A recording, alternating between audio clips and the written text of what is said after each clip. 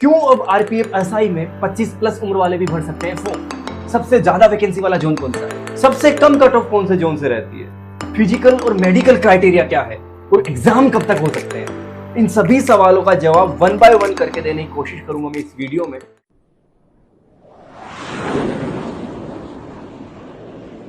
सबसे पहला सवाल, क्यों अब आरपीएफ एसआई में 25 प्लस उम्र वाले भी भर सकते हैं फॉर्म? दोस्त, due to corona pandemic RRB ने क्या करा है, जो आरपीएफ एसआई और कांस्टेबल के लिए मैक्सिमम एज लिमिट थी 25 यूआर कैटेगरी के लिए, उसको बढ़ाकर कर दिया 28, यानी 3 साल का पूरा दिया है रिलैक्सेशन। क्योंकि उनका ये मानना है कि 3 साल जो है डिस्टर्ब रही है वैकेंसी कोरोना की वजह से। तो एज कैसे काउंट कर रहे हैं? जो 28 साल के हो जाते हैं 1 जुलाई 2024, यानी 1/7 2024 तक 28 साल के हो जाते हैं, यानी जिनका जन्म हुआ हो 1 जुलाई 1996 के बाद में, तो 96 से काउंट कर रहा है। अच्छी बात है, क्योंकि अगर हम 25 साल काउंट करें तो 99 में ही हो जाते हैं, लेकिन 3 साल आपको रिलैक्सेशन मिलेगा जनरल कैटेगरी वालों के लिए। सबसे बेहतरीन ये खबर है, ओबीसी और SC ST और कुछ अदर कैटेगरीज को ऑलरेडी एज में रिलैक्सेशन मिलता है। दूसरे अपन सवाल की तरफ चलते हैं कि कौन से जोन में सबसे ज्यादा वैकेंसी है। यही तीसरा सवाल, सबसे कम कट ऑफ कहां से रहने वाली है और फॉर्म कहां से भरे। इन सभी सवालों का जवाब मैं एक साथ देता हूं। यार इस बात को समझने की कोशिश करना, पहले क्या होता था, जो एग्जाम होता था अलग अलग जोन की अलग अलग वैकेंसी आती थी और जोन वाइज वैकेंसी, फिर जोन वाइज आपकी कट ऑफ जाती थी। लेकिन उसमें प्रॉब्लम क्या थी दोस्त, जब एग्जाम हो रहा है तो सेम डे सेंट्रल रेलवे वाले भी एग्जाम दे रहे हैं, नॉर्थ रेलवे वाले भी एग्जाम दे रहे हैं, साउथ सेंट्रल रेलवे वाले भी एग्जाम दे रहे हैं, सारे साथ में एग्जाम देते, यानी सबके सेम ही टाइप का पेपर आता, बट कट ऑफ जाती। तो एक जोन की कट ऑफ चल गई 116 नंबर, एक जोन की कट ऑफ चल गई 60 नंबर।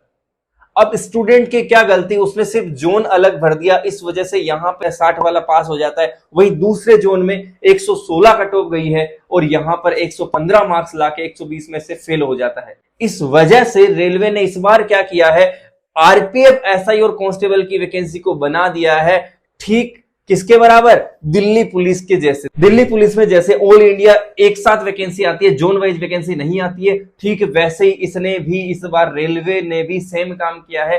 कंप्लीट इंडिया के लिए एक वैकेंसी दी है, ना कि सभी जोन को अलग अलग डिवाइड किया है। तो जब जोन वाइज वैकेंसी ही नहीं है तो जोन वाइज कट ऑफ भी नहीं जाएगी। सो आपको ऐसा सोचना ही नहीं है, आपको एक सिंपल सा फॉर्म लगाना है। मैंने फॉर्म खुद देखा है किसी का अप्लाई करते वक्त, उसमें किसी भी तरह का ग्रुप और जोन का कोई भी तरह का ऑप्शन ही नहीं है। तो आपको इस बात को साइड में रख देना है कि सर कौन से जोन से फॉर्म भरे, कितनी कट ऑफ जाएगी, आपको सिर्फ ध्यान देना है मेहनत पे। क्वेश्चन नंबर 4 की मेडिकल और फिजिकल क्राइटेरिया क्या रहेगा। तो देखो, मेडिकल फिजिकल क्राइटेरिया की मैं बात कर लेता हूं। सबसे पहले तो जितने भी भाई बंधु है, एक छोटा टेस्ट कर लो। सबसे पहले अपना कलर विजन जो है वो टेस्ट आप सबसे पहले चेक कर लो, क्योंकि उसको मैंने देखा है, कलर विजन का जो ये प्रॉब्लम है ये कभी भी सोल्व नहीं होती। मैंने एयरफोर्स नेवी के टाइम से मैं बच्चों को देखते आ रहा हूँ, वो बोलते रहते हैं कि कलर विजन को कैसे इंप्रूव करें, बट वो मैंने कभी इंप्रूव हुआ नहीं देखा। इसलिए आप कलर विजन टेस्ट सबसे पहले कर लेना कहीं पे भी हॉस्पिटल में जाके, और अगर उस ठीक है तभी आप इसकी प्रिपरेशन करो। ठीक है दोस्त। अच्छा, फिजिकल स्टैंडर्ड की बात करूं तो मेल कैंडिडेट को एसआई के लिए, सब इंस्पेक्टर के लिए मेल कैंडिडेट को दौड़ना होगा 6.5 मिनट में 1600 मीटर। वही फीमेल कैंडिडेट को वही 800 मीटर दौड़ना पड़ेगा 4 मिनट में। वही कांस्टेबल के लिए लड़कों को दौड़ना पड़ेगा 5 मिनट और 45 सेकंड में 1600 मीटर, और लड़कियों को दौड़ना होगा 3 मिनट 40 सेकंड में 800 मीटर। अच्छा, अब अपन बात करते हैं जंप की। तो जो लॉन्ग जंप है और हाई जंप है, दो तरह के यहां पे जंप होते हैं।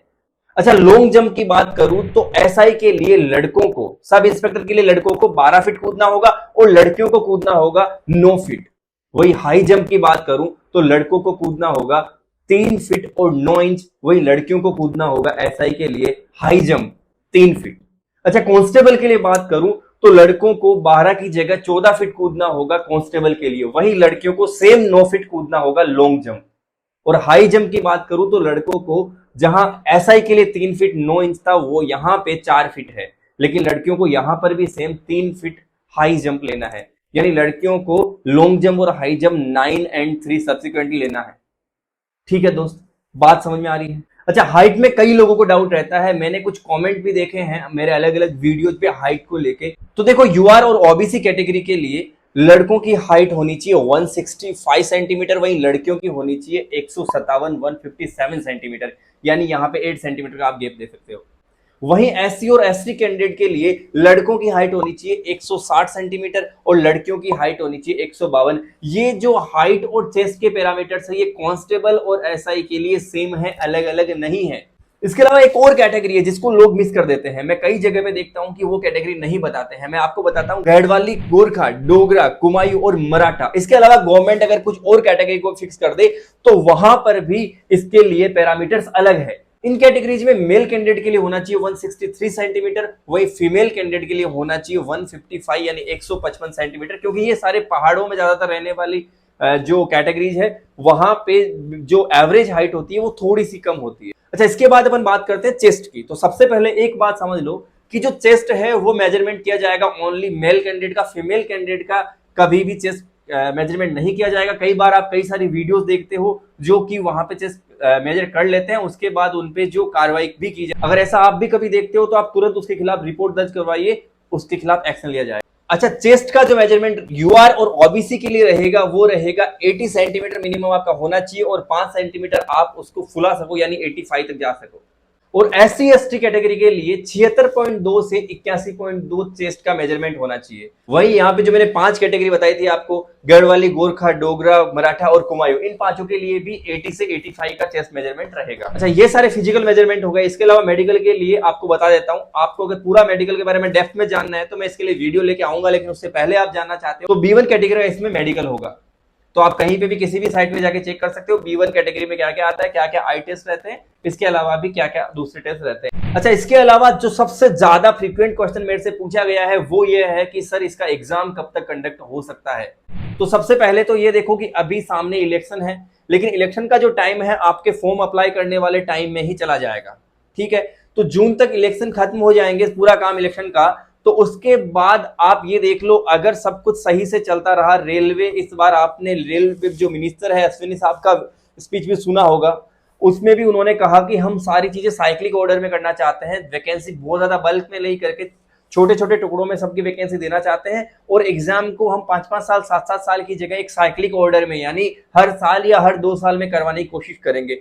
उस हिसाब से अगर देखा जाए तो इसमें एक ही सीबीटी है, तो वो जल्द ही 4 से 5 महीने के अंदर वो प्रोसेस खत्म करने की कोशिश करेंगे। यानी आपको रेडी रहना चाहिए अगले 3 महीने बाद एग्जाम होने के लिए। आपको अगर स्ट्रेटजी बनानी है पढ़ने की तो आप 3 महीने लेकर चलिए। उसके अलावा अगर उसके बाद होता है तो आप एडवांटेज में रहेंगे अगर आप 3 महीने का सोचकर चलेंगे। अच्छा, इसके एग्जाम में 35 क्वेश्चन मैथ्स, 35 रीजनिंग और 50 क्वेश्चन जीके के आएंगे। तो वो जो एग्जाम को कैसे प्रिपेयर करना है वो कंप्लीट स्ट्रेटेजी का वीडियो भी मैं जल्द आपके सामने लेके आऊंगा।